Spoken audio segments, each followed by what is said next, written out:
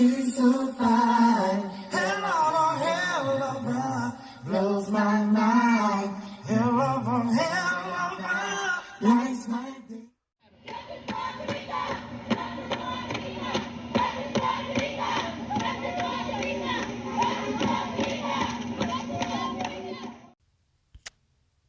What's good, guys? It is bright and early on Wednesday, October the 5th, 2022. As you can tell, this video will be regarding the Kenneka Jenkins case, and specifically, I want to address something regarding the Assistant Food and Beverage Manager of the Crowne Plaza Chicago O'Hare in Rosemont, Illinois, from back in September of 2017.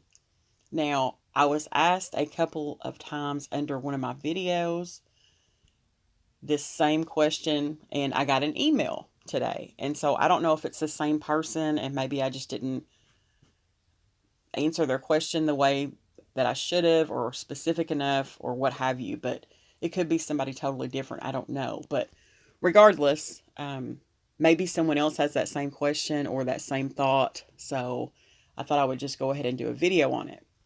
Now, I had to go way back into my video archive to drag this video out. And I would have normally went to Cassie, but Cassie seems to be a celebrity right now because she's got people doing 11-hour lives on her. So I figure she's busy doing autographs or something, press releases, something. So I didn't want to bother her with it. But I'm going to play a video. And it is Lenore, Kenneka's sister, Lenore Harris, outside of the Crowne Plaza Chicago O'Hare, speaking to a police officer. And I want you guys to pay special attention to the police officer. This video is not that long, but you might also just want to refresh, just for your own good, about this conversation that she had with him. And then we will get into what I want to speak about. It was trying to be a secret because they told us to be quiet and they wouldn't say nothing until everybody be quiet outside this hotel. I cannot answer for what happened that night, but I will tell you, as of right now, you're getting it from me that this is going to be a complete investigation, and you will get an honest answer backed with evidence. That's the most important thing. The most important thing is, like I said, the information is good and it's important to the community. It's most important to the family, and that's our number one priority. It's got to be the family, not the community. Not that the community, what they need to know isn't important, but most important is the immediate family. That's how I feel. That's how I feel. Y'all been connected with the lead detective on this case? He's talked to the mom. But they said that the police ain't telling them. Your mom has spoken to our detective. They didn't tell my mama that they didn't tell her that she could review the images. We also know that your mom was ill, and we have told her that when those are ready, we want her to come in first. She's going to be the first. Because she says, was they able to tell us, because the manager that was on duty at the time at the hotel, he said he was going to the back to call the police. Was the police able to tell him to tell us they wasn't able to come up here? We had to come to the station to do a missing police report? I don't know about that. I'm saying, is they able to do that? Is they able to tell us they can't come to the hotel to make my report? I have to come to them when I tell them that my sister was last seen here. Was they able to tell me? Because you know what? He still ended up coming to the hotel because he forgot to tell me to sign a paper. I know we did come to the hotel. I don't know what time frame you're talking, but we did have officers here, and I believe then they conducted the search of the hotel. The first time the police officer, he only came back because he forgot to tell me to sign a missing person report. When you make a report, it's a paper you have to sign. He didn't tell me to sign it at the station. He told me that he called me. The paper that you're talking about is tampering with evidence. We did enter your sister into the National Leads computer system for law enforcement around the country. We entered her immediately as a missing person. The form that you signed is simply saying, acknowledging that you know we did that, and that if a missing person ends up showing up in California, that you're gonna be the one to make the contact, and obviously if it's an adult, that you're gonna make contact. We'll tell you that we found them, and then we'll put you in contact with them. But that's all all, that the form that you were talking about is a release for entering elite. Because he We did enter her into the came national to the elite. hotel for me to sign the paper, but he couldn't come to help me pay my sister. He told me that's out his league, that's the detective. That's the detective job to come and watch the cameras, but he still came here and did it. And they did not allow me to go back there with them when they did it the first time. But the second police let me, because once we came at nighttime, they let me go back there to identify my sister. The first police officer and the manager did not let me do it. They said they was not able to let me do it. So how And could again, one the do it and the manager of next the hotel doesn't work for me. I can't justify what he did or said. I can tell you that once we became involved and we started the investigation, and since then, the hotel, their management, their upper management, have been 100% cooperative with us. They have released every bit of security tape they have. They have allowed. And the reason she's asking all these questions now is that this is her first time having an opportunity to ask these questions. So this is the sister that's speaking, and she's asking these questions now because she's not had a chance to speak to anybody. Right ship. Everything is going per protocol, and you will be satisfied when we're done with our findings. That's all I want. That's all I want. That's all I want you to say. Facts, though. It'll be facts. Everything we give you will be backed by you. Thank you so much. No problem. Thank you. And again, we have our condolences. Thank you so And much. please, if you would, tell your mom I was talking about her.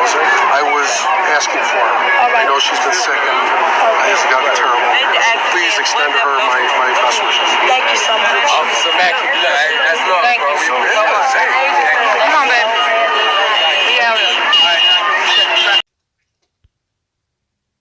Now here we have the assistant food and beverage manager. Okay. And this is taken, it's a screenshot taken of a moving image. However, in this particular portion of the footage, he's actually moving very little. And so I thought this was one of the better ones to use of him, just for a clearer view of him. Let's look at another. Here is one that we're more familiar with, which is him walking away from the freezer in the kitchen area.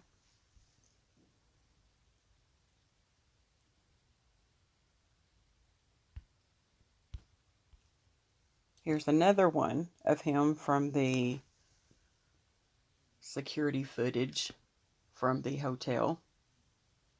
You can see that he has quite a gut on him. That's just one small feature that he has. No pun intended there. And here's that same image screenshot, just not as close up.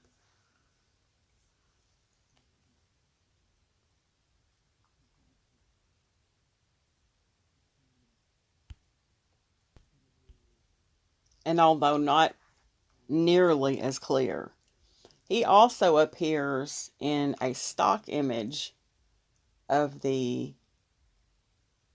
conference room or banquet room.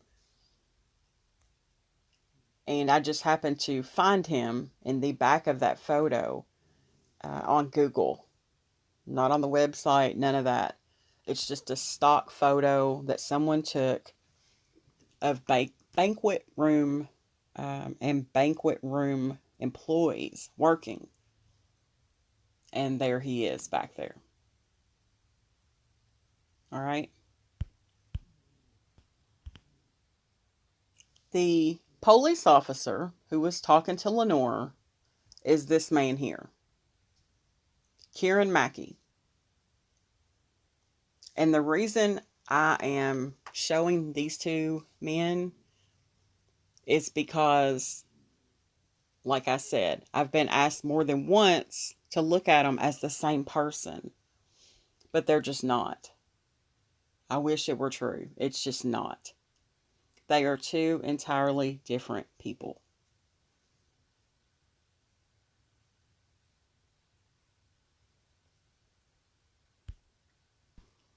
and I'm just going to, this comes from Journal and Topics on January the 17th of 2019. Rosemont's Deputy Chief Mackey retires after 30 years. And that's him. They call him Joe Mackey, sitting behind his desk. I'm not going to read this entire article, just give you bits and pieces. After 30 years of service to the village, Rosemont Public Safety Deputy Chief Kieran Joe Mackey is retiring this month. He climbed the ranks of the Rosemont Public Safety Department beginning in 1989 and has since fulfilled 5 roles. He started as a public safety officer in 89 and became a sergeant in 99.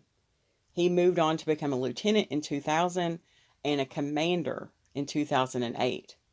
He assumed his current and final role as deputy chief in 2016. So at the time he spoke to Lenore, he was deputy chief of the Rosemont Public Safety Department.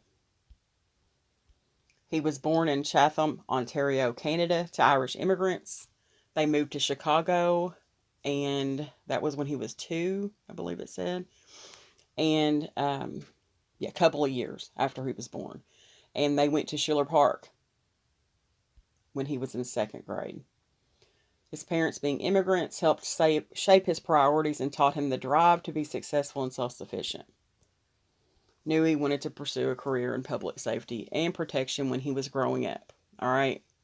Says that he signed up for EMT training through Triton College, completed training in 1977, worked part-time as an EMT in Schiller Park, and full-time as Superior Ambulance in Elmhurst.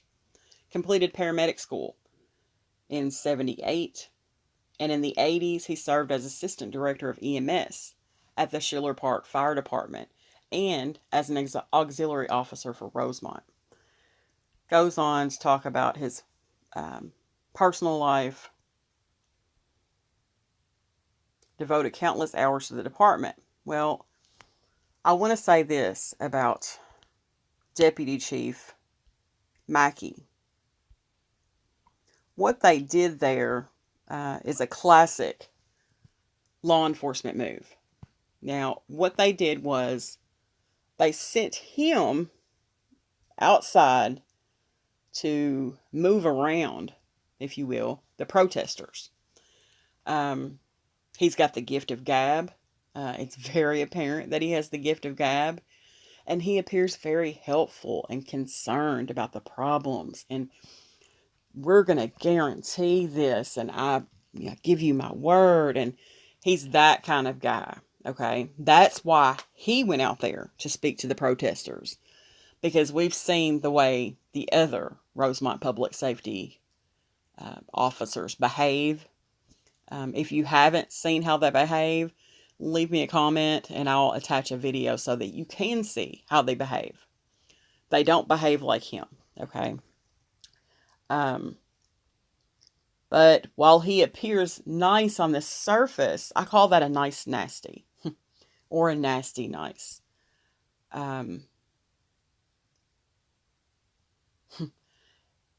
He comes across just such a good-hearted guy. And, you know, maybe he is. But this is what I know.